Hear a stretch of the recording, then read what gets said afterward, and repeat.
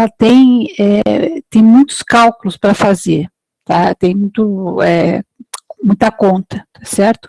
Eu queria que vocês prestassem atenção para botarem o resultado correto da conta, porque se o resultado estiver errado, a questão está errada, tá certo? Porque é muito simples, é só pegar a fórmula e jogar os dados, tá? Os dados numéricos. Então, vocês têm que caprichar nisso, tá certo? Prestar muito atenção nas unidades, tá, que vocês usam. Então, se está no CGS, continua tudo no CGS. Se está no MKS, tudo no MKS. Não misturar um com o outro, né? De preferência, dar os resultados em electron-volt, que o número fica menor, né, em vez de Joule, mas se tiver em Joule também não é problema, desde que esteja certo a resposta, tá bom? Então, peço a atenção de vocês nisso, um carinho especial aí nas contas, tá certo? Esse capítulo, tá, a gente vai falar sobre junções de diodos, capítulo 4, tá?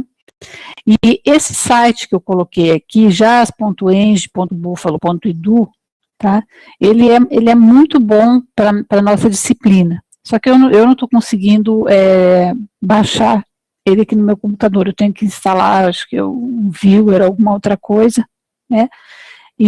Mas quem conseguir fazer, na parte de diodos, acho que é o capítulo deles 3 ou 4, vai aparecer direitinho a aula de hoje, como que como são formadas as junções, como que é o fluxo de portadores, lacunas e elétrons dentro da junção, é bem instrutivo, tá? Para quem conseguir abrir. Então, vamos começar aqui. O que a gente viu na aula passada, né, o último slide, foi esse daqui, onde a gente mostrava a injeção dos portadores, né? E a gente definiu o comprimento de difusão, coeficiente de difusão e tempo de vida do portador, né? E eles são relacionados com essa equação aqui. Então, a gente fez tudo isso para poder resolver, para determinar qual era a corrente de difusão, porque a corrente de deriva a gente conhece, ela depende só do campo elétrico, né? Então, tá. Então, vamos começar hoje a aula. A gente aqui vai trabalhar primeiro com junções, tá? Depois a gente vai ver que essas junções se transformam em dispositivos. Primeira junção, a mais simples, junção PN, homojunção, ou seja, do mesmo material. Então, aqui eu tenho um material silício dopado P, e aqui eu tenho silício dopado N. Tá? Aí a gente vai pegar esses dois e vai colocar em contato. Tá?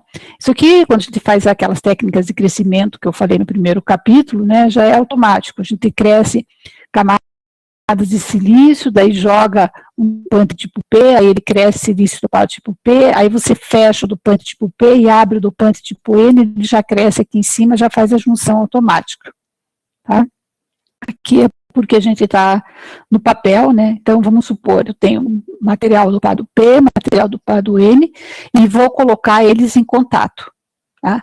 Quando a gente coloca em contato, né, a gente não tem nenhum campo elétrico externo aplicado nesse material. Mas o que vai existir? Vai existir uma corrente inicial aqui, que é aquela nossa corrente de difusão, que a gente definiu na aula passada, né? Que dizia, tenho muitos elétrons aqui, muitos estados vazios aqui, eu consigo, então, fazer um movimento de difusão de elétrons de um lado para o outro. Tá? Então, quando isso acontece, esse movimento de difusão, elétrons vêm para cá e lacunas vêm para cá, porque vêm as lacunas e os elétrons, tá? Os elétrons entram no P e as lacunas entram no N. Na interface da junção entre os dois lados, então, agora, se daqui do material neutro saíram elétrons, que vieram para cá, aqui vai restar o quê? Aqueles portadores ionizados positivamente, né? Porque a gente dopou esse material, a gente colocou 10 a 18 átomos, né, dopantes, tipo N. E aí foram para lá uns 10 a 15, né? Então sobrou aqui o quê? íons carregados positivamente, porque os elétrons foram para o outro lado. E a mesma coisa aqui no lado P. Se saíram lacunas do material e vieram para cá, esse lado aqui vai ficar carregado negativamente, tá? Isso é instantâneo, na hora que faz a junção isso acontece, tá? Então vem elétrons para cá e lacunas para cá. Mas isso tem um fim, né? Ele não fica, porque se todos os elétrons vierem para cá e todas as lacunas vierem para cá, isso aqui vai virar N, isso aqui vai virar P. Não é o que acontece, tá certo? Então, porque vai aparecer essa quantidade de cargas aqui na interface, tá? Isso aqui, essa separação de cargas, vai gerar um campo elétrico intrínseco aqui dentro, nessa junção, tá? O campo vai do positivo para o negativo. Essa camada que aparece aqui, certo? Ela é chamada de W, e a gente vai chamar ela de camada de depressão. Depressão é esvaziamento. Não é esvaziamento de cargas, mas das cargas móveis, tá? Porque aqui tem íons carregados, né? Que também são cargas. É o esvaziamento de cargas móveis. Nessa região aqui vão ficar só os íons, tá? Que são cargas fixas. E também aqui, além de camada de depressão, ela pode ser chamada também de região de carga espacial, tá? E aqui continua neutro, aqui continua neutro. Tá? Mesmo os elétrons indo para lá e as lacunas indo para cá. Tá? São regiões neutras, certo? Esse campo elétrico que aparece aqui vai gerar um potencial. Tá? Vai gerar um potencial aqui dentro. Lembrando, o campo elétrico é igual a menos o gradiente do potencial. Tá? Então, o campo elétrico é igual a menos o gradiente do potencial. Então, se o campo cresce para cá, o potencial, tá, vai crescer no sentido contrário, porque é negativo. Tá?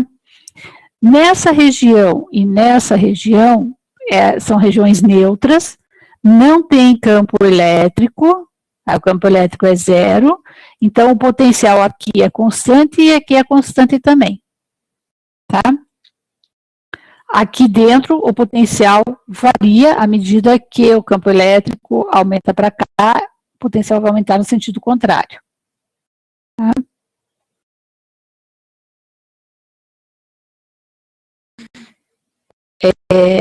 Então, o potencial do lado P é uma constante até chegar nesse limite.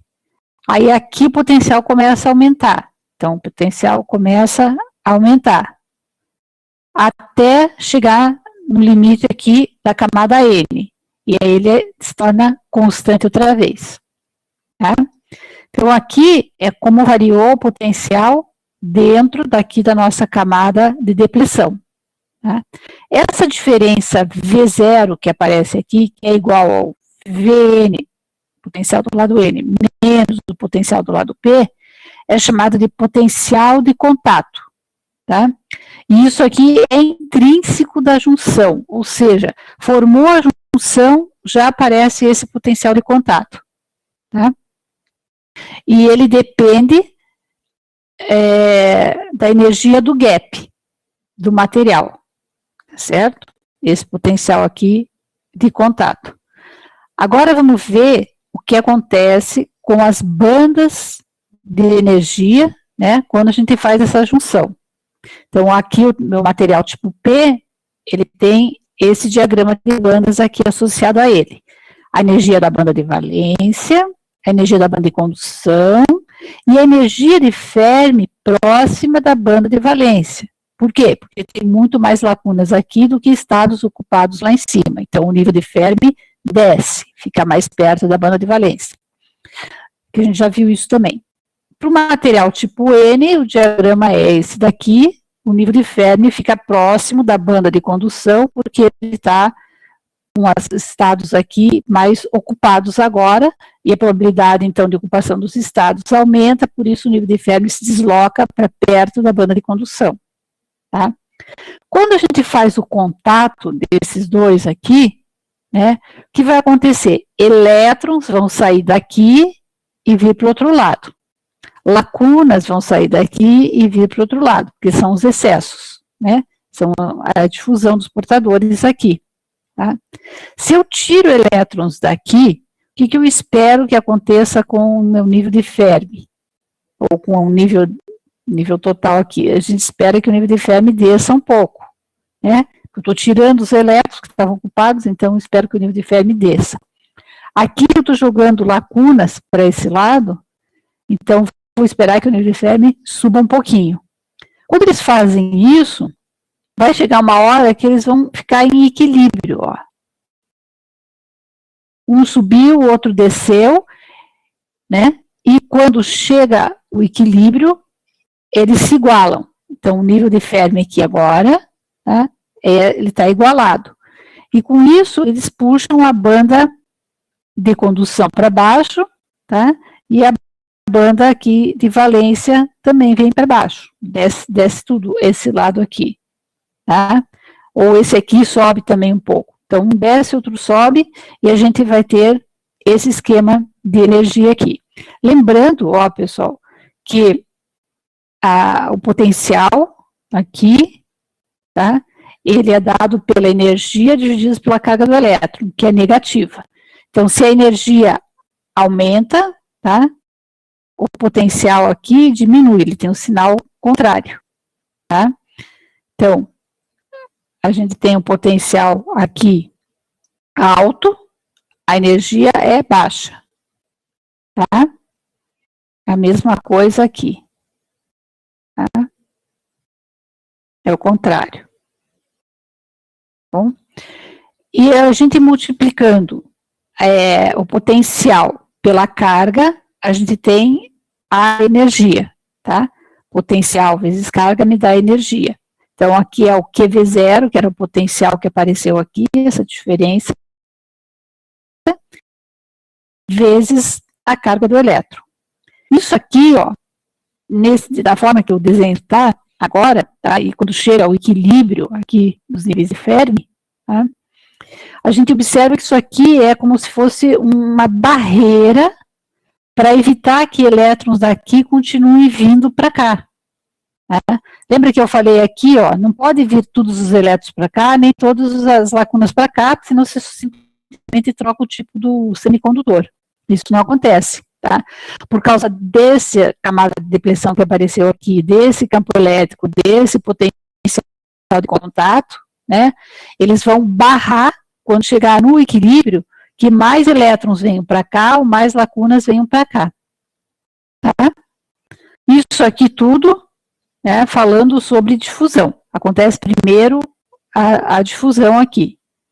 Quando o campo elétrico é criado, que ele começa a aparecer, aí a gente vai ter também as correntes de deriva, porque o campo elétrico interno vai sugar elétrons daqui para cá e vai sugar as lacunas daqui para cá. Tá? Então, toda essa junção aqui, a gente continua tendo aquelas 4 componentes para a corrente, que a gente viu na aula passada, que eram a corrente de deriva de lacunas, a corrente de deriva de elétrons, a corrente de difusão de elétrons e a corrente de difusão de lacunas. Todas essas 4 compõem as correntes aqui. Só que a gente está no equilíbrio aqui. Então, a corrente total vai ser 0, ou seja, elétrons que vêm para cá cancelam com os elétrons que estão vindo de deriva para cá. As lacunas de difusão que vêm para cá cancelam com a corrente de deriva de lacunas que vem para cá, e a corrente total é 0. Tá? O dispositivo apresenta uma tensão, um potencial de contato, mas não tem corrente líquida fluindo aqui nele. Tá? Todo mundo entendeu aqui essa parte da junção? Alguém tem alguma dúvida? Não? Continuando, então. Aqui, outra vez, né, aquele esquema dos fluxos e tal, que a gente mostrou a aula passada, eu falei que era um slide importante, aqui ele também é importante, tá? Então, vamos lá. A gente vai ter quando começa a fazer a junção, aparece o quê? O fluxo de partículas, né? E o fluxo devido à difusão, né? Então, essa corrente de difusão de lacunas, né, ela tem o mesmo sentido do fluxo das partículas. Então, quando a gente fez a junção aqui, difusão de lacunas para esse lado. E a corrente tem o mesmo sentido do fluxo. As lacunas vêm para cá, então vai existir uma corrente de difusão nesse sentido. Tá? As correntes de difusão de elétrons. A gente fez a junção, elétrons vão difundir para cá. O fluxo de elétrons é nesse sentido, mas a corrente de elétrons, a gente já viu, sempre é contrária ao fluxo. Então, a corrente vai ser nesse sentido para cá. Tá? Então, os elétrons, o fluxo é para um lado, né, do N para o lado P, e a corrente é contrária ao fluxo, é a corrente de difusão. Tá? A corrente de deriva, que aparece por causa do surgimento desse campo elétrico intrínseco aqui, vai ser os portadores que são criados termicamente desse lado, são criados aos pares, né, os portadores intrínsecos, né. Então, na temperatura ambiente, faz de conta que eu consegui criar aqui 10 pares elétron-buracos. Então, tenho 10 elétrons aqui, 10 lacunas aqui. Então, esse campo vai sugar os elétrons daqui e colocar eles para cá. E ele vai sugar as lacunas que foram geradas aqui do lado N e vai trazer para o lado P. Tá? Essas são as correntes de deriva. Tá? Lembrando só que a corrente de deriva de lacunas tem o mesmo sentido do que o fluxo das partículas. E no caso dos elétrons, sempre é contrária, certo? Então, a gente tem a corrente de difusão de lacunas, a corrente de deriva de lacunas, a corrente de difusão de elétrons e a corrente de deriva de elétrons. Tá? São 4 componentes de correntes. Tá? E no equilíbrio é 0. Tá? Bom, agora a gente vai fazer o quê? A gente vai determinar, né, uma expressão para aquele potencial de contato, V0, que a gente viu lá na hora que a gente juntava os lados P e o lado N. Tá? Para fazer isso, a gente vai pegar primeiro a corrente de lacunas. Tá? Vamos fazer a partir daqui. Né? A gente já viu que a corrente de deriva é dada por essa expressão: mobilidade do portador, concentração de portadores e o campo elétrico. Tá? E a corrente de difusão era o coeficiente de difusão vezes o gradiente de concentração. Tá? Então, no equilíbrio, isso aqui vai ser igual a 0. Tá? A gente vai rearranjar essa equação, então, vai igualar esse termo com esse, tá?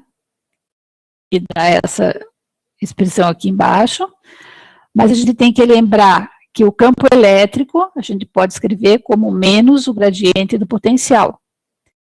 E, além disso, a gente vai usar a relação de Einstein, que a gente viu a aula passada, que era o quê? Era uma relação que fazia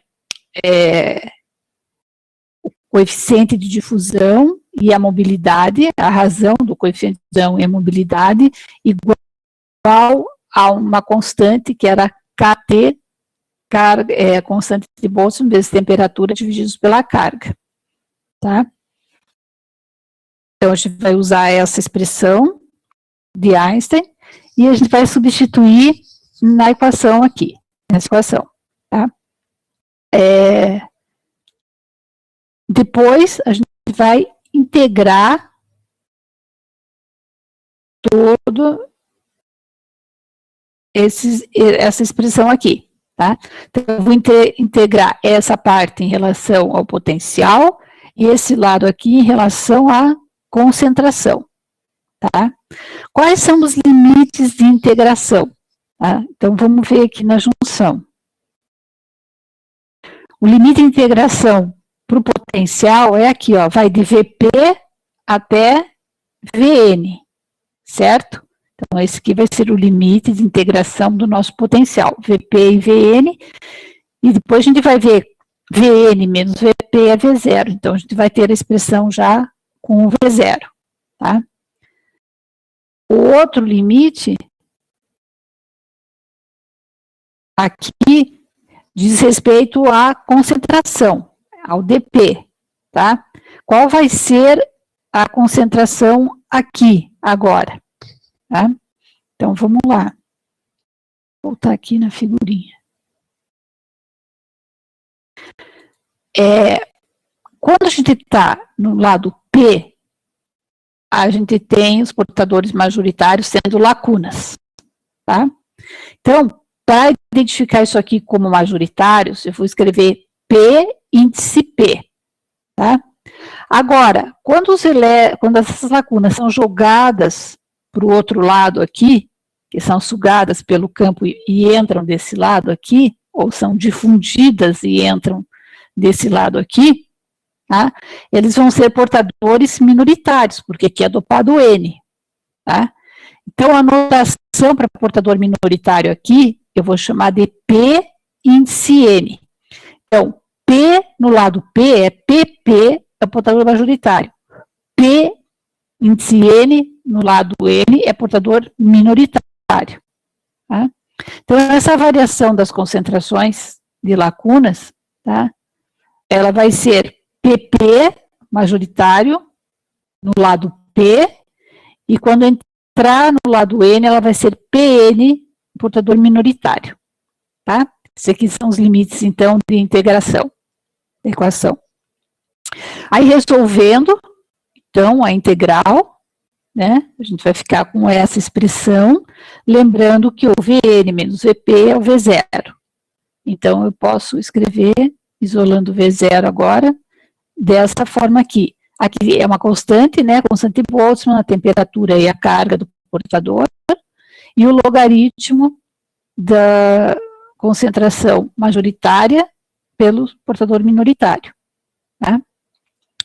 A gente pode reescrever isso aqui, tá? Tirar esse logaritmo aqui, escrever na forma exponencial. E aí a gente fica com PP sobre PN, PP é o majoritário, PN é o minoritário, igual a exponencial elevado a Q V0 sobre KT. Tá? Isso aqui está elevado, isso aqui é em cima do E. Tá? O que a gente tem que lembrar aqui, quando eu for resolver algum problema, né, eu vou precisar, normalmente é dado o portador majoritário, então esse aqui vai ser o NA, né, o número de aceitadores, portador majoritário eu vou conhecer, mas o PN eu não sei, que é o minoritário. Então eu vou usar o quê? Aquela nossa equação que mostra esse NI ao quadrado, que é constante para um dado material e um dado gap, e uma dada temperatura, desculpe. Tá? No caso do silício, esse NI é 1,510 na 10 portadores por centímetro cúbico. O PP você tem, e aí você vai achar o minoritário. Tá? Aqui. Certo? Usando essa equação aqui. Tá? Então, quando for resolver isso daqui, não dá para botar os valores que vocês vão receber. Vocês vão ter que calcular esse valor aqui do minoritário usando essa expressão aqui. Certo? Entendido até aqui? O potencial de contato?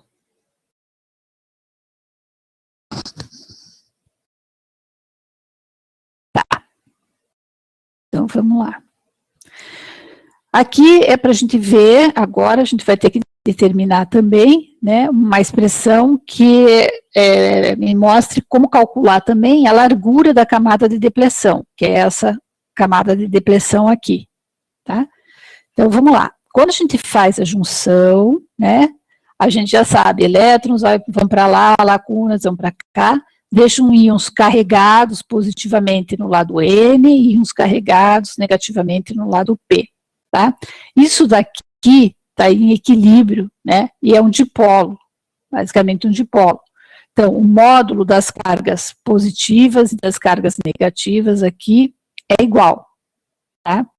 Então, a densidade de cargas, eu estou colocando no eixo Y, e aqui o espaço dentro da camada aqui de depressão, tá?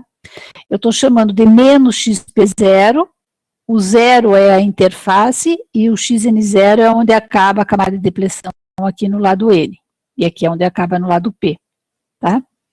Densidade de cargas é o número de doadores ionizados vezes a carga.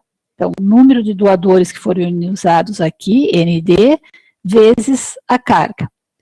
Então, desse lado aqui, a gente ficou com uma região de cargas positivas. Do outro lado, uma região de cargas negativas, tá?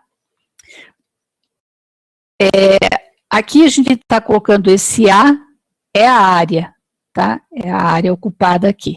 Normalmente, a gente pode trabalhar com carga sobre área, porque a gente não conhece, né? Então, vai ficar carga sobre área aqui, tá certo? E essa aqui é a quantidade de cargas que existe desse lado aqui, tá? Então, é o número de doadores, esse espaço vezes a área, tá? A área vezes espaço, isso aqui vai dar o volume, né? Carga volumétrica e a carga, tá? Essa área tem que ser igual a essa daqui, para as cargas serem iguais, tá? Se a área não for igual, a gente vai ter uma variação aqui, nessas concentrações aqui também, tá? Ou a área é constante, a carga é constante, então se eu mudar alguma coisa aqui, por exemplo, aumentar a concentração de doadores, né, esse XN0, para isso aqui permanecer igual, vai ter que diminuir, tá? A gente já vai ver essa relação aqui com dopagem e esse tamanho aqui da camada de depressão, tá? Bom, para a gente poder calcular a camada de depressão, eu preciso determinar qual é o campo elétrico que existe aqui dentro. A gente não sabe qual é o campo, aparece aquele campo intrínseco, mas eu não sei qual é o campo, tá? Então, para calcular esse campo, né, dentro dessa região aqui, a gente vai usar uma equação chamada equação de Poisson. Tá? Vocês já usaram essa equação aqui, parecida, tá, com outro nome, equação de Laplace, tá? Só que isso em eletromagnetismo. Equação de Laplace, só que aqui era zero, ó, no lugar de cargas, as cargas aqui eram zero, tá? Então, a equação de Laplace, é o Laplaciano ao quadrado aqui, era igual a zero. Agora, na equação de Poisson, as cargas não são mais iguais a zero, tá? Existe uma densidade de cargas aqui dentro do material. Então, a gente vai usar esse tipo de equação aqui. Rho é a densidade de cargas, a quantidade de cargas. Então, eu vou ter doadores ionizados positivamente, aceitadores ionizados negativamente, vou ter elétrons e vou ter lacunas, tá? Estou passeando por aqui por dentro, a carga volumétrica. Esse epsilon, que aparece aqui embaixo, tá? É a permissividade elétrica do semicondutor, tá? Ela é a permissividade, ela é adimensional, tá? Do semicondutor, quando vocês vão fazer o exercício, vocês vão receber essa permissividade aqui, tá? ER, que é do material, e ela é adimensional, não tem dimensão. Então, para colocar aqui, a gente vai ter que multiplicar ela pela permissividade do vácuo, tá? Então, esse epsilon que aparece aqui embaixo é ER vezes E0. Então, por exemplo, para o silício, essa constante, não consigo lembrar quanto que é, acho que é 11,7, não lembro direito, é um número só, 11,7. Aí, para resolver o problema, vocês têm que multiplicar pela permissividade elétrica do vácuo, que é 8,35, 10 a menos 12 farad por metro, tá? Para jogar aqui na equação, tá bom? Bom, aí a gente vai ter que resolver isso aqui, a gente vai derivar uma vez, né, V, então a primeira derivada de V de x, né, ela está aqui relacionada com a derivada do campo elétrico, né, porque a gente tem dV de x é igual a E, né, que é o gradiente de concentração, o gradiente de potencial me dá o campo elétrico, tá? Então, esse termo aqui vai ficar de X igual a carga, desculpe, a permissividade do campo elétrico vezes a carga, tá? Então, primeiro a gente faz para o lado P aqui, né? E a gente acha que tem essa quantidade aqui de cargas, tá certo? Aqui, densidade volumétrica. E do outro lado, tá, também, a gente vai resolver para o ND, tá? Para o lado N, tá certo? Resolvendo, então, as equações aqui, tá? Pegando os limites, né, de E, ele vai de 0 até 0, e de 0 até 0 desse outro lado aqui, tá? Então, a gente vai integrar as nossas equações, tanto de um lado quanto do outro, para o campo elétrico, né? E esse pedaço, né, a gente vai integrar em x, de x aqui, é de 0 a x n 0, e aqui de 0 a menos xp0. Tá? Quando a gente faz isso, né, nessa integração função de x, a gente tem xn0 mais xp0, que nada mais é do que a camada de depressão. Então, a camada de depressão vai aparecer aqui. Tá? Então, vamos lá. A gente vai reescrever. E a gente passou. Vamos lá. Vou fazer o quê? Eu vou isolar essa parte aqui da camada de depressão. Vou passar tudo isso aqui para o outro lado, tá? Aqui com V0. Então, a camada de depressão agora, né, pode ser escrita dessa forma aqui, em função aqui do potencial de contato, tá? Então, a camada de depressão é a parte no lado P e a parte no lado N, onde a gente tem as cargas fixas, tá? São os átomos ionizados, certo? Aqui eu só coloquei uma anotação, porque às vezes eu escrevo A negativo, A minúsculo e D minúsculo, mas é a mesma coisa, NA e NA, e ND e ND. Número de aceitadores e número de doadores, tá? A gente pode reescrever esse termo aqui, tá? Usando xn0 e xp0, e a gente vai chegar nessas expressões aqui, ó. Tá?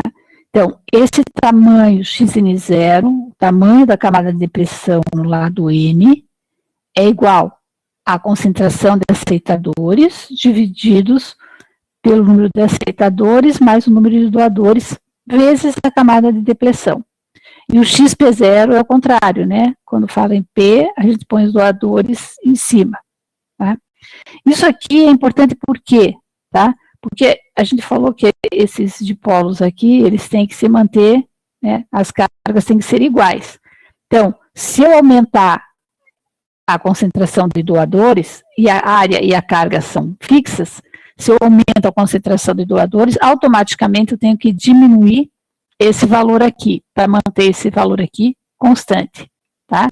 Então, o que vai acontecer com a camada de depressão, certo?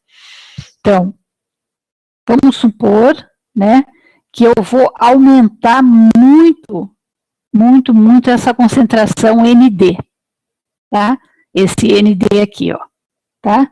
Eu vou fazer ele muito maior do que NA. Então, o lado N está muito mais dopado do que o lado P agora. Tá? Antes eles estavam com as concentrações iguais, mas agora eu estou querendo colocar mais elétrons aqui do que lacunas aqui. E eu posso fazer isso, tá? Então, eu coloquei aqui muito mais elétrons. Então, ND é um número muito maior do que NA. Tá? Então, NA vai ficar desprezível aqui. Ele some daqui de baixo. NA continua sendo pequeno e aqui muito grande. Um número dividido por um número muito grande tende a 0. Certo? Então, essa camada de depressão que aparecia toda aqui dentro, se esse lado for muito, muito dopado, ela vai ficar bem pequenininha, ela vai diminuir, vai vir para cá. Enquanto isso, né, se ND continuar muito, muito grande, aqui o que vai acontecer? NA vai sumir em relação a ND, ND sobre ND vai dar 1, e a camada de depressão vai estar todinha no lado P, tá certo? Isso aqui vai ser importante quando a gente for trabalhar com transistores, tá certo? Por quê? Porque essa região da camada de depressão é uma região de alta resistência. E a gente vai querer que os portadores trafeguem lá dentro do dispositivo, tá? Sem ter muita resistência. Então, a ideia é justamente dopar mais um dos lados, lá do transistor, para essa camada diminuir, para o portador poder fluir melhor aqui dentro, sem ter muita resistência, tá? Então, aqui, ó, tá? Essas duas expressões aqui, elas estão mostrando que o lado mais dopado, a camada de depressão praticamente desaparece e a camada de depressão vai ficar quase totalmente do lado menos dopado, tá? Entendido até aqui?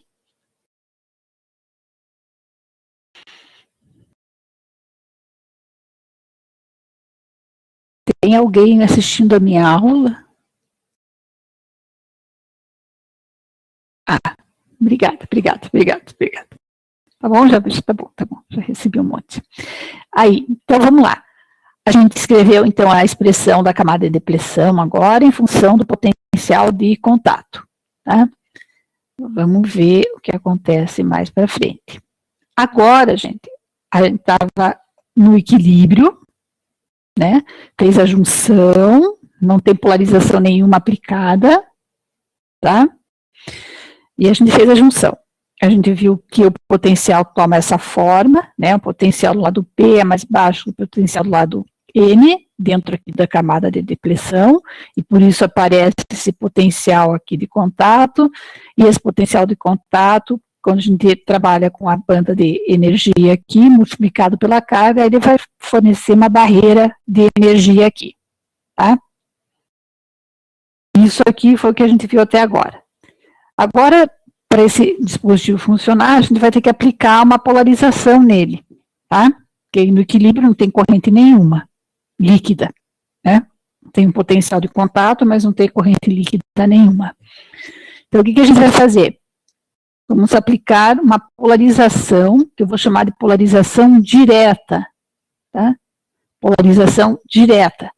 Isso quer dizer o quê? Que eu vou aplicar o lado positivo no lado P e um lado negativo no lado N, tá? Quando eu faço isso, né, positivo aqui, negativo aqui, qual é o sentido do campo elétrico dessa fonte externa? O sentido do campo elétrico é sempre do positivo para o negativo, tá? Então, além desse campo que eu tinha intrínseco aqui no equilíbrio, agora eu apliquei um campo do mais para o menos. Então, vou aplicar um campo no sentido contrário aqui, tá? Fazendo essa polarização direta, né? Porque aqui é mais e aqui é menos, vai aparecer um campo no sentido contrário. Campo no sentido contrário, entre esse aqui e um campo vindo para cá, tá? Vai fazer o quê? Vai diminuir o campo elétrico total que eu tenho aqui no meu material. Se tem um campo para um sentido contrário, tá? O campo vai diminuir. Se o campo diminui, o que eu espero? Espero que o potencial de contato também seja diminuído, tá? Porque o campo é o gradiente do potencial. Se diminuiu o campo, eu diminuí o potencial. Então, o potencial de contato vai ficar diminuído por uma tensão direta aqui, devido ao campo direto que eu apliquei aqui, a polarização direta que eu apliquei no meu material, tá? Então, antes eu tinha um potencial grande aqui, um V0 grande, e agora o V0 diminuiu um pouco com essa polarização direta que eu coloquei aqui, tá? E o que acontece no diagrama de bandas? Agora, a gente não está mais no equilíbrio. Ó, equilíbrio é nível de Fermi igualado, tá? Agora, como eu apliquei esse campo aqui, botando negativo no N e positivo no P, o que eu estou fazendo? Eu diminuí a altura dessa barreira. Então, esse valor aqui fica menor. Se isso aqui diminui, elétrons podem vir daqui para cá. Então, eu vou ter um fluxo, né, de difusão agora aumentado aqui, para vir para cá e para vir para cá também. Tudo que eu falar para elétrons lá está funcionando para lacunas aqui, tá certo? E aí, ó, os níveis de Fermi já não estão mais igualados, porque agora a gente não está mais no equilíbrio, tá certo? Então, o efeito da polarização direta é diminuir a altura dessa barreira de energia e permitir que os elétrons se difundam novamente daqui, do lado N para o lado P, e lacunas de P para N. Então, agora, já vai existir uma corrente líquida no meu material, tá? Com esse tipo de polarização. A gente pode polarizar também uma forma reversa, polarização reversa.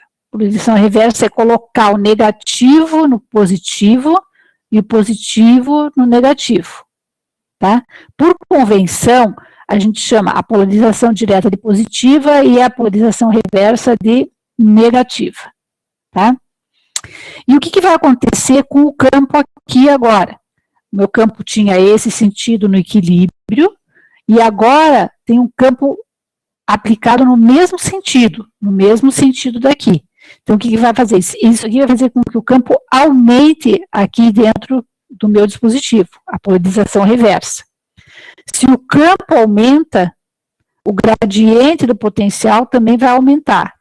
Então, o potencial de contato vai ficar aumentado por uma porção VR, tá?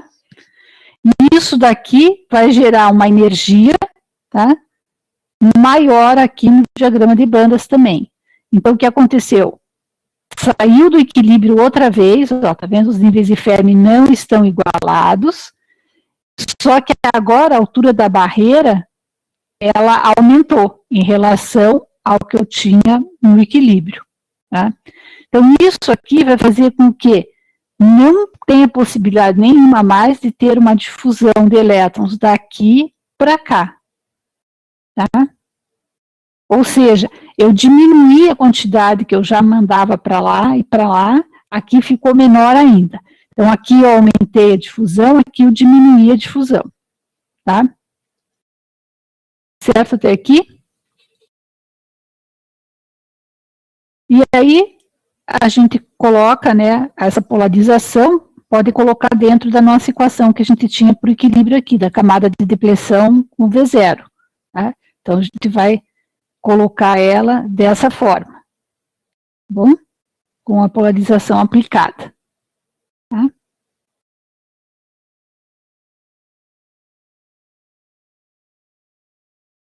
Muito bem. Bom, a gente não falou da corrente de deriva, né? Aqui a gente falou só a corrente de difusão. Então, vamos lá. O que acontece com a corrente de deriva? A gente já viu, a corrente de deriva depende do campo elétrico, né? Mas ela depende também do número de portadores, tá? Então, essa parte aqui é importante, tá, pessoal? Vamos ver se vocês conseguem pegar, tá? Mesmo que eu tenha difusão de elétrons para cá e difusão de lacunas, tá? Dos portadores extrínsecos, né? Que foi que a gente colocou na dopagem, né?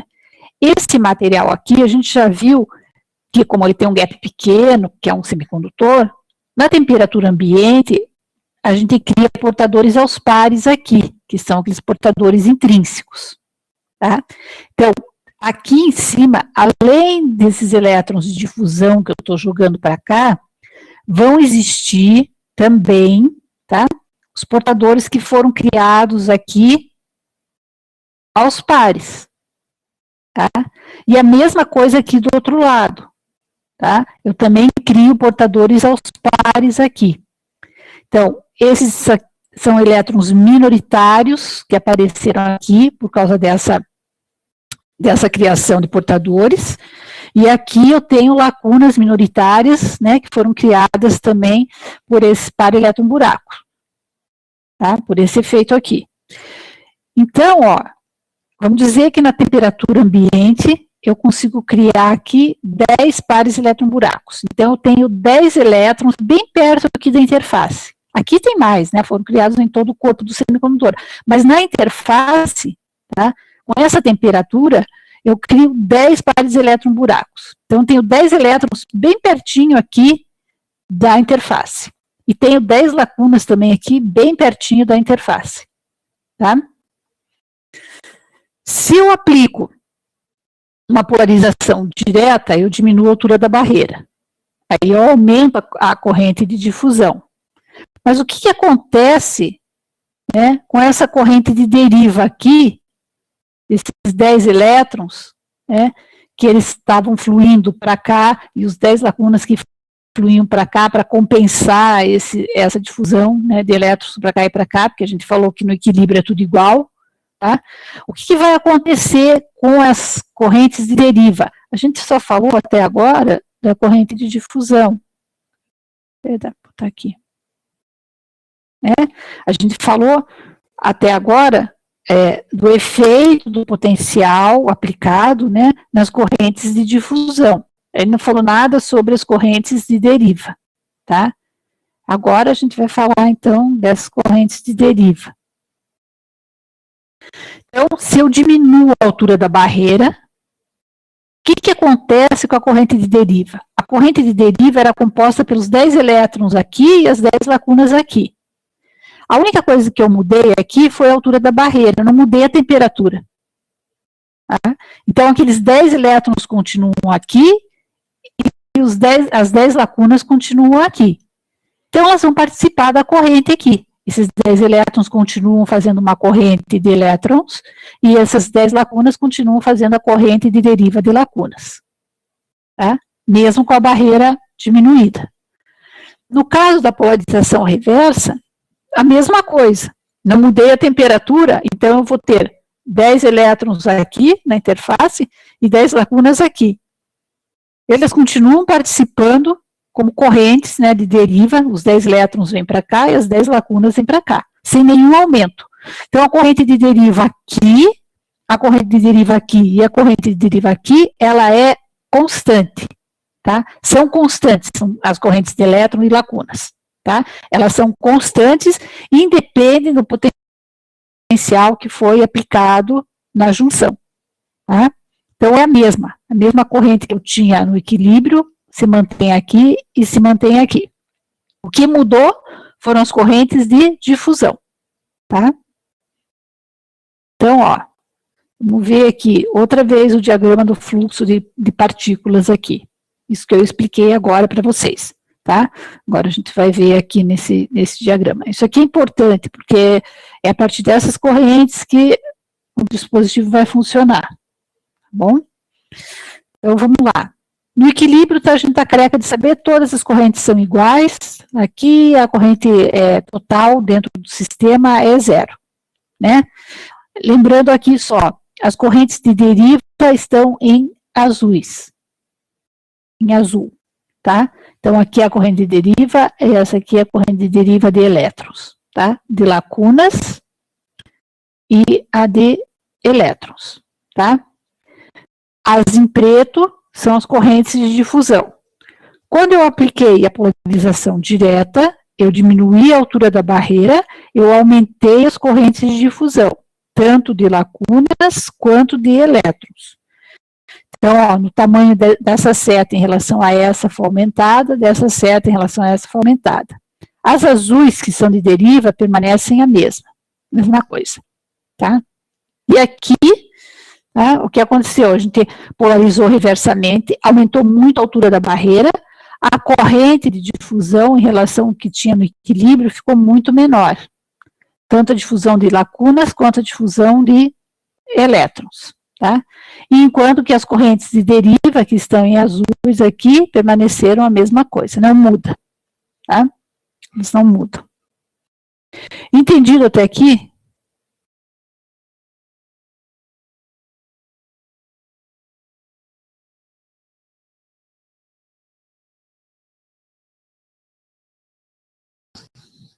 Ok.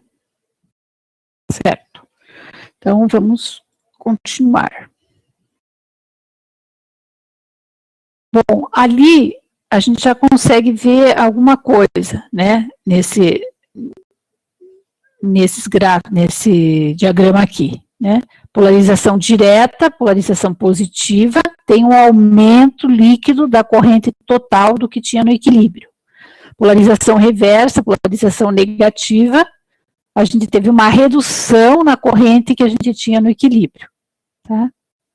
Então, polarização direta é positivo, aqui é a corrente que está fluindo no sistema, tá? Então, à medida que a gente aumenta a polarização, a corrente vai aumentando, é aquela corrente de difusão, tá? Para a polarização reversa, a corrente que a gente tinha antes, ela fica diminuída, né? Diminui muito, ó, diminui muito, mas permanece uma parte aqui constante, ó, essas azuis, tá? Que é uma parte pequena, tá? Ela é constante, mas ela existe, certo?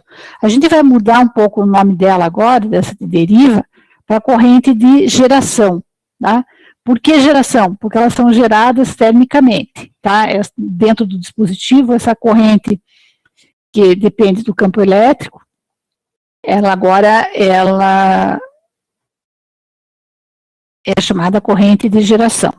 E eu não falei para vocês, mas aqui, ó, né, se eu tenho 10 lacunas aqui e eu tenho um campo elétrico pequeno, ainda assim as 10 lacunas vão descer, desculpa, os 10 elétrons vão descer a encosta, tá? Se a encosta fica maior, eles continuam descendo, do mesmo jeito. Então, eles independem do potencial aplicado. Se independem do potencial aplicado, eles vão independer também do campo elétrico. Por isso que a gente mudou o nome para corrente de geração, tá? Em vez de ser corrente de deriva, porque ela está muito associada com o campo elétrico, tá bom? Então, aqui, nesse gráfico, está dizendo, se eu aplicar uma polarização direta no meu dispositivo, eu vou ter uma corrente muito grande, se eu aplicar uma polarização reversa, não vai ter corrente.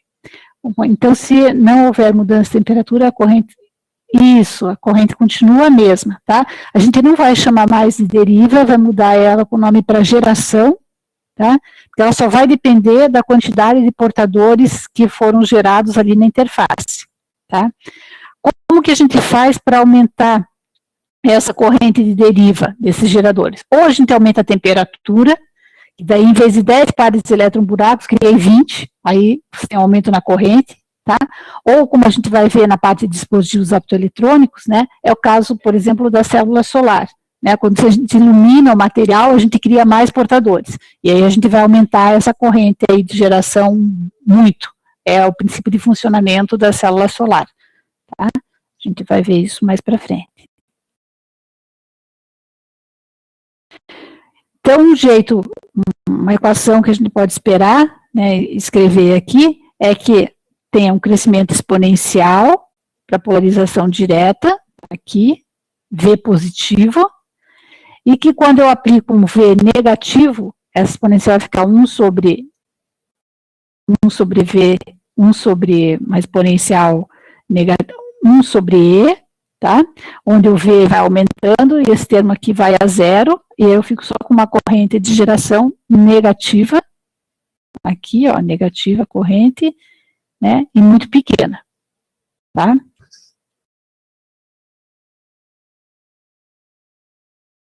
Bom, vamos voltar aqui mais um pouquinho só.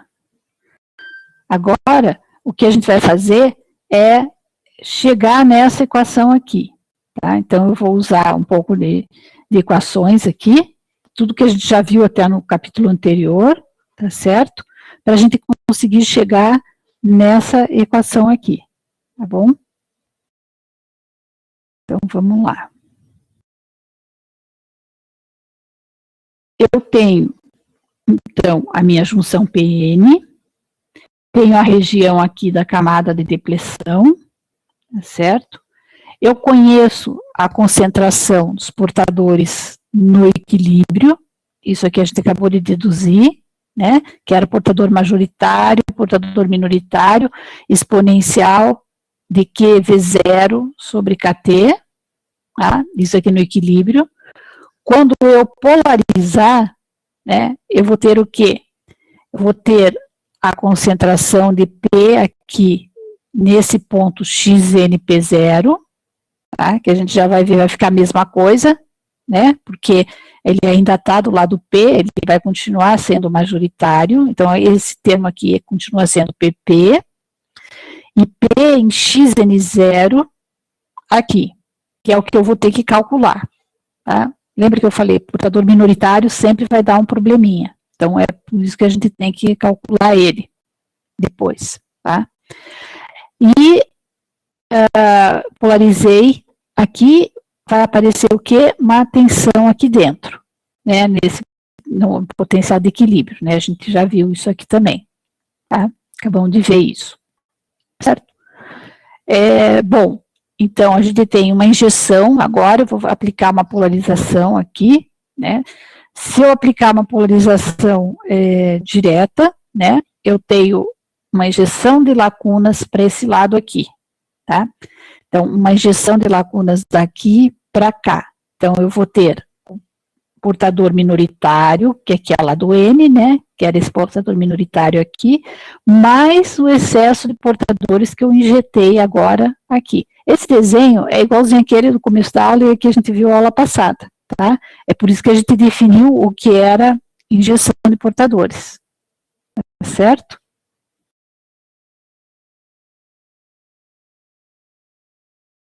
Tá? Esse excesso aqui de portadores, então, né, eu vou ter que jogar, usar ele, esse excesso, para determinar quantos portadores minoritários eu tenho lá dentro do material, tá? E também para resolver depois a equação de difusão aqui, tá? Esse termo aqui também, do excesso de portadores, a gente calculou, tá? A gente sabe que é uma exponencial aqui, sabe que aqui é o comprimento de difusão, a gente calculou na aula passada, foi o primeiro slide da aula de hoje, tá? Então, o excesso de portadores, eu vou dizer que é o que eu coloquei aqui, ΔPn, menos, desculpe, estou falando do contrário, o excesso de portadores vai ser o que eu tinha, né, mais esse Pn aqui. Aí eu passo ΔPn para um lado, para cá, tá? E aí eu posso escrever a expressão assim, tá? Esse aqui é o que está chegando, menos o que eu já tinha, tá? É o excesso, tá? E aí a gente vai ficar com a expressão em V dessa forma. Se fosse N, né, seria para esse lado aqui, a dopagem do tipo N, né, se a gente estivesse injetando elétrons aqui, eu colocaria um excesso de elétrons. Lembrando, pessoal, esses índices aqui estão relacionados com os portadores minoritários. Então, essa injeção de portadores, sempre que a gente fizer uma injeção, é de portadores minoritários, porque são elétrons que vêm para cá, injetados, e são lacunas que vêm para o lado N, injetadas, tá? Então, esse índice que aparece aqui quer dizer minoritário. Se fosse PP, PP é majoritário, tá? Certo até aqui? Continuando. Então, o que a gente vai fazer? A gente vai resolver agora a equação de difusão para cada lado. Para resolver a equação de difusão, a gente achou já os excessos de portadores, tá? E aí a gente vai jogar aqui na equação de difusão e vai resolver, tanto para o lado N quanto para o lado P, tá?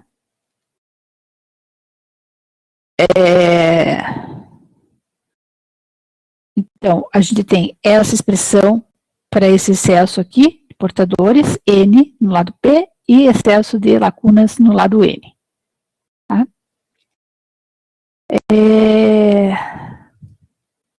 A corrente de difusão, né, a gente sabe, é a carga vezes a área, vezes o coeficiente de difusão, vezes o gradiente de concentração. Aí a gente tem que derivar, né, esse excesso aqui em relação a x. Então, eu vou pegar o excesso que a gente já determinou, que é dado por essa expressão, e vou derivar em relação a x. Tá? Derivando isso tudo em relação a x, a gente fica com esse tipo aqui, com esse termo na expressão para corrente de difusão. Tá? A corrente de buracos também, tá? Se eu pegar isso aqui em xn igual a 0, a gente vai ficar com uma expressão dessa forma aqui. Tá? Xn igual a 0, vamos ver aqui onde que ele está. Ele só fez uma mudança, tá? Em vez de xn0 e xp0, ele colocou xn como sendo 0, tá? E aí a gente tem a expressão agora para a corrente de difusão, né, escrita dessa forma aqui. Isso aqui é uma constante, a área é constante, a carga é constante, o coeficiente de difusão é constante, o comprimento de difusão que a gente definiu na aula passada é constante, tá? O PN você pode achar, você pode procurar, né? Você pode calcular, tendo o portador majoritário e sabendo que tipo é o semicondutor, usando aquele NI, né, que é tabelado. E aqui a equação em função do potencial, exponencial potencial. A mesma coisa a gente tem para os elétrons, tá? Faz o mesmo cálculo lá para achar a expressão da corrente de difusão para os elétrons. Tá? Então, a corrente total agora do diodo vai ser a corrente dos elétrons mais aquela corrente das lacunas, tá? Esses termos aqui que são constantes, a gente vai colocar em evidência, tá? Porque aqui a exponencial é a mesma, tá? Então, a gente vai colocar em evidência aqui, termo constante, certo? E esse termo aqui, como ele é constante, eu posso chamar ele de I0, vezes essa exponencial, tá? Então, aqui, ó, agora a gente chegou na equação, nessa equação aqui, onde esse I de geração, lá a gente está colocando como sendo I0, aquele monte de constantes, tá? Essa equação aqui é muito importante, né? Vocês vão usar bastante em eletrônica, tá? Ela é chamada equação do diodo ou equação de Shockley, certo? Então, vamos ver aqui, ó. Se V é positivo, polarização direta, a corrente vai crescer exponencialmente. Se V for negativo, polarização reversa, isso a gente pode colocar sobre 1 sobre E, um número muito grande, vai a 0, e eu fico com uma corrente negativa menos I0, tá?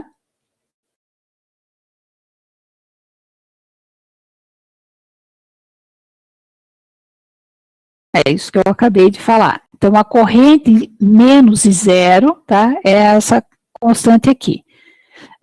Presta atenção, essa corrente é chamada corrente de saturação reversa, tá? Então, quando eu ainda fazia a prova, né, há uns anos atrás, eu perguntava, eu dava todos os dados, dava o coeficiente de, não, na verdade, mobilidade, para vocês acharem o coeficiente de difusão através da relação de Einstein, vocês tinham como calcular a concentração de portadores minoritários, o LP, a gente tinha o valor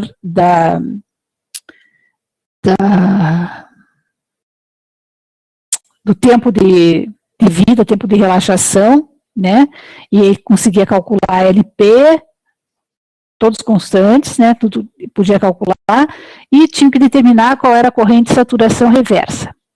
Eu dava todos esses dados. Ninguém fazia, porque eles achavam que estava errado, porque eu não tinha falado qual era o potencial reverso.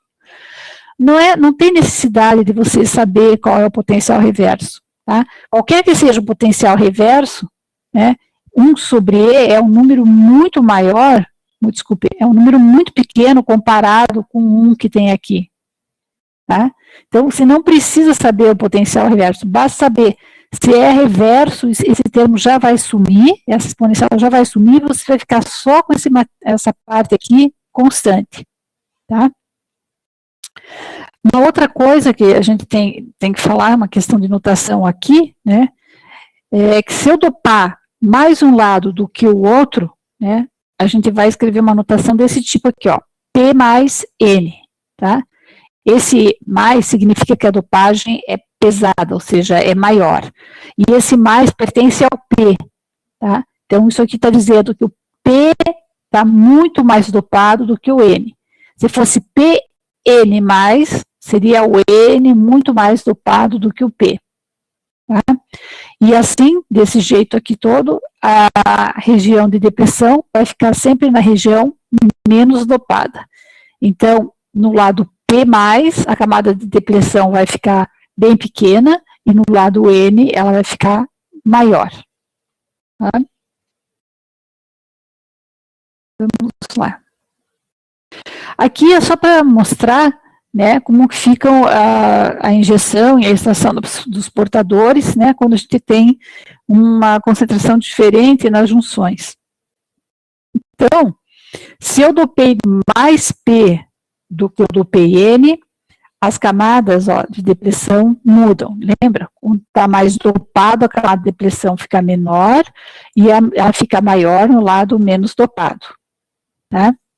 Outra coisa também, se eu dopei mais aqui, quando eu fizer uma injeção de portadores, né, uma polarização direta, injeto portadores aqui e injeto elétrons aqui, como aqui tem muito mais lacunas, o excesso de portadores vai ser muito maior no lado N do que aqui no lado P. Eu tenho poucos elétrons, então a quantidade de elétrons, o excesso que eu estou colocando aqui é muito pequeno, tá?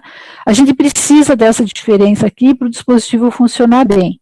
Se fosse simétrico, tá? A gente teria uma compensação de correntes aí e a gente não ia ter uma corrente líquida, tá? E aqui é o processo contrário, extração. Isso aqui vai acontecer quando eu polarizar reversamente o material. Se eu polarizo reversamente o material, deixam de ir elétrons para lá e vir lacunas para cá, tá? Então, nesse caso aqui, eu tinha as lacunas minoritárias do lado N, né? E o excesso vai sumir aqui dentro, no momento da extração, tá? Porque vai ter uma recombinação muito grande aqui, maior do que a que a gente praticamente tinha aqui, porque a gente tem menos lacunas agora, tá? E aqui, no caso da extração no lado N, então, menor ainda, tá? Porque a gente tem bem poucos componentes aqui, tá? Aqui é só para mostrar as correntes dos portadores majoritários e minoritários que existem também no dispositivo, né? Então, essa daqui, essa corrente que está vindo aqui, é devido às lacunas entrando em N. Então, a corrente de portador minoritário, tá? E essa daqui é uma corrente de elétrons que elas vêm para a superfície, vêm para a interface, tá? Justamente para neutralizar ou para substituir os elétrons que foram recombinados com as lacunas quando as lacunas entraram aqui. Como é uma corrente de elétrons dentro do lado N, ela é chamada de corrente de portadores majoritários, tá? E ela se movimenta aqui dentro do material, só dentro do material, para repor os elétrons que estão sendo recombinados com as lacunas aqui, tá? Então, é isso aqui, ó. Elétrons vão fluir de N para recompor os elétrons perdidos pela recombinação com excesso de buracos, né, aqui próximos da junção, tá certo? Todo mundo entendeu até aqui? Sim. Bom, pessoal, no começo da aula, tá, eu falei para vocês tomarem cuidado na hora da resolução da lista de exercícios, tá? Não errar no cálculo. Se vocês errarem no cálculo, tá errado o exercício, né? Vocês são engenheiros, vocês têm aquelas calculadoras super potentes, certo? Não pode errar no cálculo. Para não errar no cálculo, vocês têm que fazer atenção com as grandezas, né, associadas de cada parâmetro, não misturar MKS e CGS. Tá? Prestar atenção quando trabalha com Joule ou trabalha com elétron-volt também. Tá? Centímetro, centímetro, metro, metro. Tá? Porque senão o resultado vai estar errado. E a nota vai ficar mais baixa. Tá bom? E é para entregar a lista até segunda-feira, às 8 horas. Tá bom? Alguém tem alguma pergunta aqui? Ninguém? Eu estou explicando muito bem ou vocês são muito inteligentes?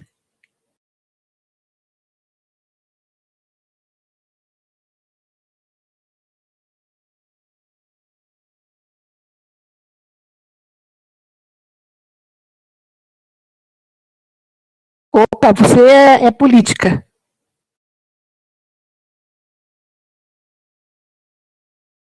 Não, gente, é assim, é porque eu falo muito rápido. Se eu falar muito rápido, vocês podem parar também, né?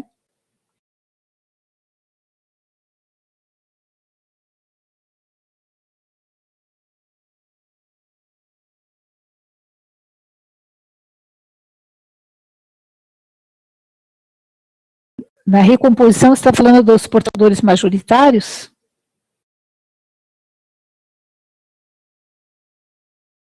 Aqui a temperatura não vai influenciar, tá? Porque ele está dentro do próprio material, certo? A temperatura, ela é para criar portadores, tá? Criar portadores no material. E normalmente são os portadores minoritários, né? A gente cria aos pares, né? E eles, na junção, eles seriam os portadores minoritários. Lembrando que na 0K nada funciona, tá? Isso uma interferência, pode influenciar? Pode. Se eu colocar a 0K, não vai ter corrente nenhuma no material, tá? No dispositivo.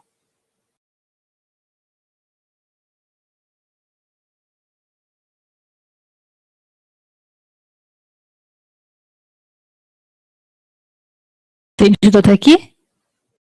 Então tá bom, pessoal. Bom final de semana para vocês. Até segunda-feira.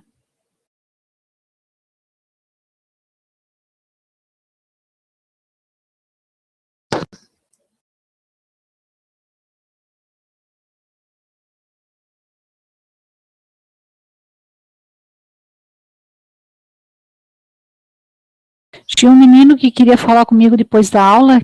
Pode abrir o microfone. Isso, pode falar. Na verdade, são muitas questões, professor, que eu tive diversas dúvidas. Mas aonde? Na lista ou na lista. No capítulo? Da lista mesmo. Isso. Por exemplo, a tabela, a senhora vai disponibilizar alguma tabela com os valores para a gente? Não. Então, qual o valor que você quer? Por exemplo, calcule a distância entre o nível de Fermi, F, e o meio do gap do silício e do GaS puro a temperatura de 300 kelvins, né? Explique por que não está no meio do gap. Aí eu fiz uma pesquisa mais ou menos, aí eu encontrei, né, que essa diferença deveria ser KT sobre 2Ln da densidade na camada de valência sobre a densidade na camada de condução. Aí, por exemplo, esse NV e NC, eles são tabelados ou a gente tem que usar massa, aquela relação da massa? Não, veja bem, vocês têm esse valor do NC-NV, né? E aí vai ficar uma relação entre a massa, tá? Porque você vai ter que dividir um pelo outro. Aí você vai ficar NC sobre NV, a única coisa que é diferente é a massa efetiva, né, dos portadores, certo? Sim, sim. E aí você vai ter que jogar a massa efetiva. Os dados que você quer seriam a energia do gap do silício, que é 1,11 eletronvolts, eu acho que tem na apostila. Mas nesse caso eu precisava calcular essa energia, professor, porque através da fórmula a gente vai encontrar, tipo, o EI, que eu vou considerar como nível de Fermi, é igual à energia na camada de valência. O EI é metade da energia do gap. E aí, como é que entraria o nível de Fermi nesse caso? Então, por isso que você tem que fazer toda a passagem do exercício. Deixa eu ver aqui para você. Você vai ter que chegar numa expressão. Você pode escrever aí? Sim, claro. Uma expressão que você vai ter que chegar nessa expressão, tá? Usando o que a gente tem no livro, tá? Você tem que chegar na expressão EF, que é energia de Fermi, igual a EI ou EG sobre 2, tanto faz, EI ou EG sobre 2, mais 3/4 de KT, né? De KT, Ln da massa do buraco, Ln do elétron. Pela massa do elétron. Isso. Você tem que chegar nessa expressão. Encontrei exatamente. Depois que você tem que chegar, você tem que mostrar todo o desenvolvimento, chegar nessa equação. Aí depois que você chegou nessa equação, o que você vai fazer? Você vai precisar da massa efetiva do elétron e da massa efetiva do buraco, tanto para o silício como para o GAS. Isso eu posso passar para vocês. Eu esqueci, mas eu posso passar. Ok. Então, a massa efetiva do elétron no silício, ela é igual a 0,26 vezes a massa do elétron. Só um instantezinho, deixa eu botar aqui, professor, rapidinho. É do silício GAS. Eu achei que você estava anotando. Não, eu estava anotando, só que eu estava anotando a fórmula antes. Ah, bom. A massa efetiva do elétron no silício é igual a 0,26 M0, onde M0 é a massa do elétron, né? Ok. MH, a massa efetiva da lacuna, é igual a 0,49 M0. Ok. E para o GAS, a massa do elétron efetiva é igual a 0,067 da massa do elétron. Beleza. E a massa 0,067. E a da lacuna é 0,48 M0. Ok. Só repetir, professor. No silício, a do elétron é 0,26 M0, a da lacuna é 0,49 M0, e no GAS do elétron é 0,067 M0, e da lacuna é 0,48 M0? Isso. Ok. Aí, nesse caso, não precisa da energia do gap, né? Porque, como ele pede em relação ao meio do gap, é F menos a energia do meio do gap, que é G sobre 2, então só vai dar essa expressão, 3/4 de KT, Ln, da massa efetiva da lacuna. Não, vai ser a soma, porque ele está perguntando aonde está a energia de Fermi, é isso? Peraí. Isso, calcule a distância entre o nível de Fermi e o meio do gap. Então, a distância entre o nível de Fermi e o gap é EF menos EG sobre 2, ou menos EI, né? Isso, aí se eu jogar, por causa que o EF é igual a IG mais 3/4 de KTLN. Aí se eu pegar EF menos EG sobre 2, aí eu já tenho esse valor, né? Já. Aí, que é o 3/4 de KTLN das massas efetivas. Isso. Ok. Aí, a segunda questão, deixa eu só, porque eu fiz uma listinha aqui. Pode perguntar. Deixa eu só ver uma coisa aqui. Calcule a distância entre o nível de Fermi e o meio do gap. Tá certo. Pensei que era para calcular o nível de Fermi. E aí, é precisa explicar por quê, porque as massas efetivas são diferentes, né? Isso. E deixa eu só dar uma olhada na questão 2. A questão 2 seria semelhante à questão da página 69, não era? Mas não sei. Página 69? Isso, são 3 pastilhas de silício dopadas com impurezas de AS. Aí ele coloca as concentrações, a temperatura. Aí primeiro ele pede para calcular o nível de Fermi em cada partícula. Aí, deixa eu pegar aqui. É isso mesmo, do exemplo da página 69, isso mesmo. Isso. Aí, nesse caso, eu preciso do tamanho do gap, né? Porque ele só pede o nível de Fermi, ele não pede em relação ao outro valor, né, do meio do gap. E depois, esse B, eu não entendi muito bem. Ele fala assim, verifique se a aproximação da equação 3.16 para a função de Fermi-Dirac é uma boa nos 3 casos.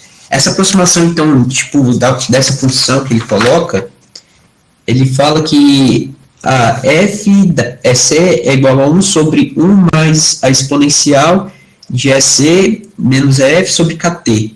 Isso, equação 3.16. Isso. E, por exemplo... Então, daí, ó, a gente está vendo aqui, ó, assumindo que EF está muitos KT abaixo, ou seja, EF tem... EF é muito menor do que EC, né, se esse número, se EF for muito menor do que EC, o termo exponencial aqui vai ficar muito grande. Certo? Sim, ok. E aí a gente pode desconsiderar o 1 que aparece do lado, e aí você joga esse exponencial lá para cima, e fica com o negativo dela. Okay. Que é o que a gente está usando no resto, tudo aqui. Então, o que você vai ter que fazer? Você vai ter que calcular a energia de EC menos EF para todas as pastilhas, né? E ver qual é que dá um valor que a gente não possa fazer essa aproximação, ou seja, que esse termo aqui fique próximo a 1. E aí a gente não pode fazer a aproximação. Ah, sim. Mas... como é que se calcula esse EC? O EF a gente vai saber calcular, mas eu não entendi.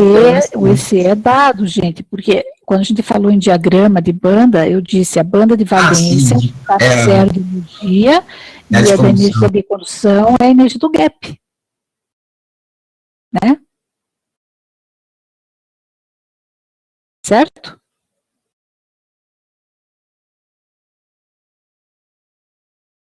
Alô, César? Eu que caí? Você que caiu?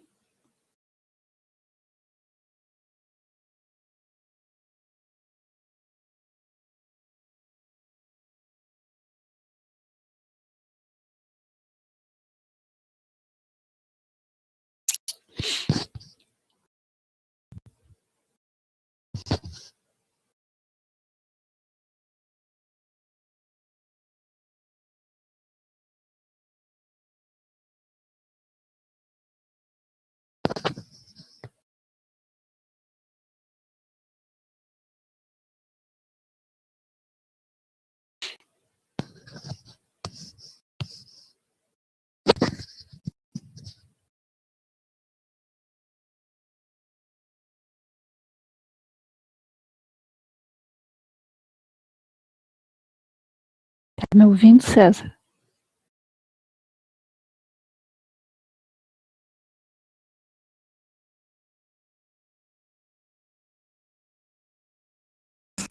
Professora? Oi. Perdão, eu tinha caído aqui. Eu vi. Pode continuar. Sem querer, o meu computador desligou do nada. A senhora tinha falado que o EC é tabelado, né? Isso, não, é a energia do gap. É a energia do gap, beleza. Que tá até, já na apostila tem o valor dele pro silício. Uhum. Aí depois a resistividade de cada pastilha.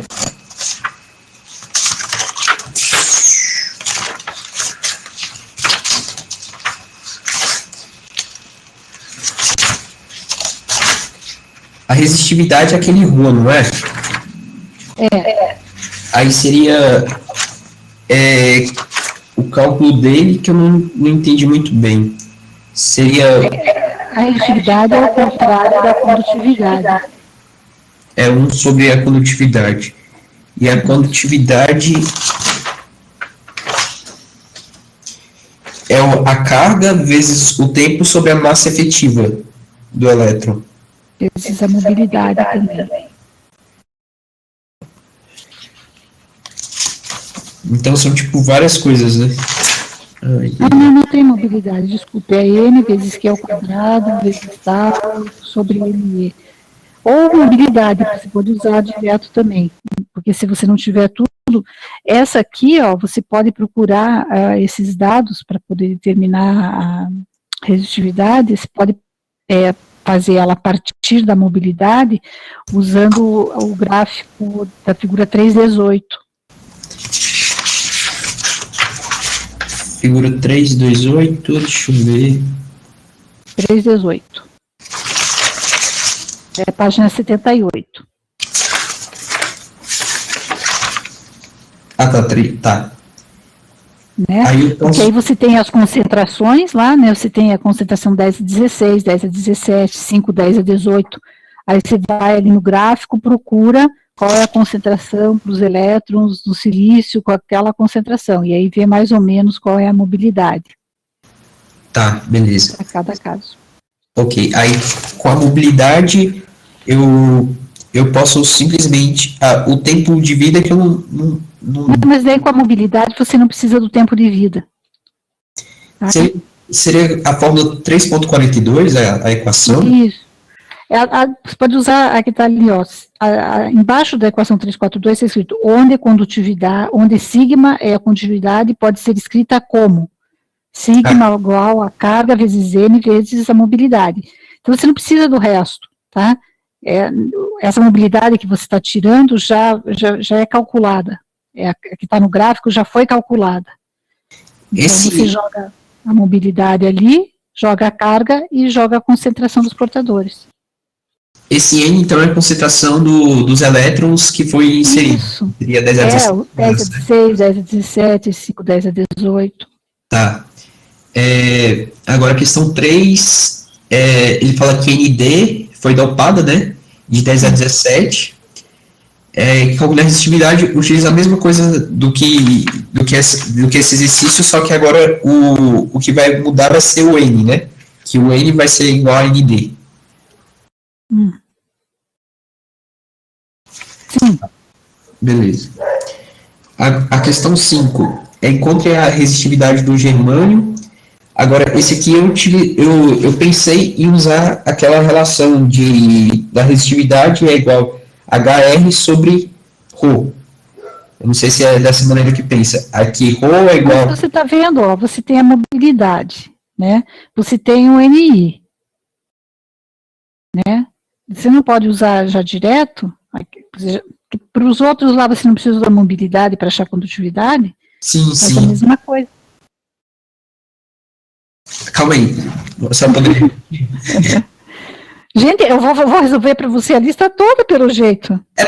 Eu desde eu tô tentando resolver ela e não tô, conseguindo entender. Não, mas, ó, veja bem, você já sabe resolver a 3, com a mobilidade, para calcular a resistividade. Faz a mesma coisa para a 5. Só que agora, ó, é dada a mobilidade. Você não precisa nem usar o desenho lá. Tá. Não precisa nem usar o gráfico. Tranquilo, tá. Tá certo, professora.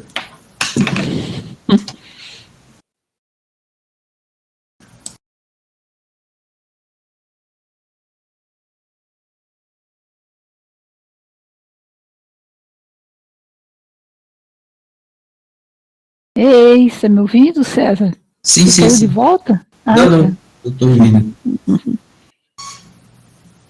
Eu vou tentar fazer assim, professor. É porque eu tive uma grande dificuldade dessa parte de entender essas fórmulas. Ainda mais, online não tem um jeito de, tentar mostrar, assim, que querendo ou não, a gente tem uma dificuldade, assim.